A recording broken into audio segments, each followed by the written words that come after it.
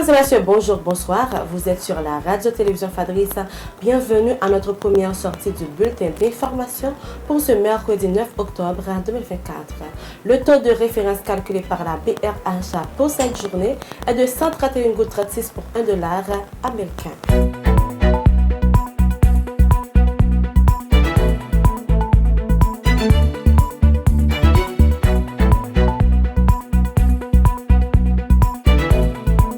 La diplomate Sterling Civil interpelle les autorités haïtiennes sur la situation des migrants en République dominicaine.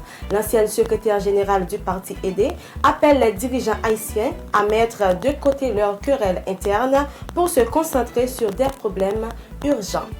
Dans le cadre de la semaine de la protection sociale organisée par l'OFATMA, sous le patronage du ministère des Affaires sociales et du Travail, MAST, une session de formation a été offerte aux journalistes hier. Cette initiative a réuni plusieurs dizaines de professionnels des médias en présence du ministre Georges Wilbert Frank et du directeur général de l'OFATMA, le Dr Carl François.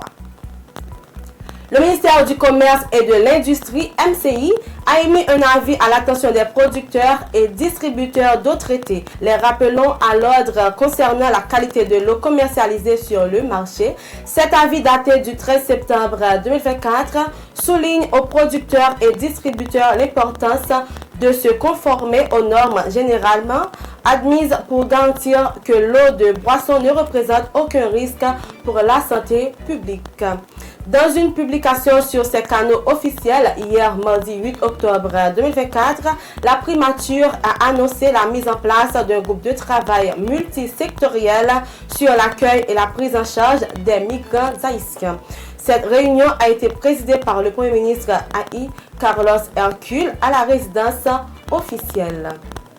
À l'échelle internationale, lors du Conseil permanent de l'OEA, l'ambassadeur Gandhi Thomas a vigoureusement dénoncé les déportations massives et forcées de migrants haïtiens en République dominicaine. Il a souligné que cette action viole non seulement les principes fondamentaux du droit international, mais aussi la dignité humaine, appelant la communauté internationale à agir face à cette situation préoccupante.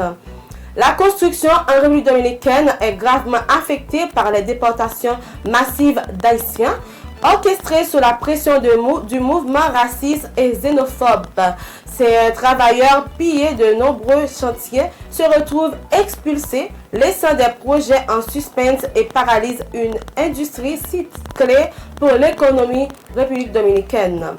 Le président ukrainien Zelensky avait annoncé sa présence à cette réunion consacré à l'aide militaire à l'Ukraine sur la base américaine de Ramstein, près de Francfort. Le président Biden était forfait, lui, en raison de l'ouragan Milton qui menace actuellement la Floride.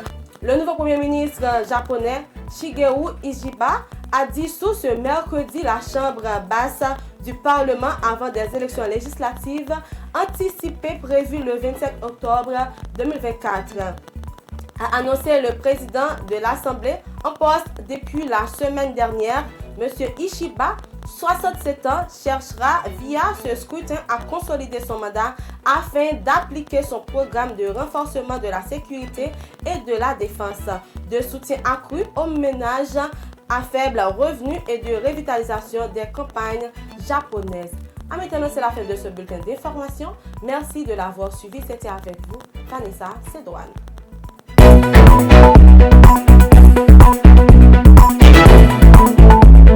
Thank you.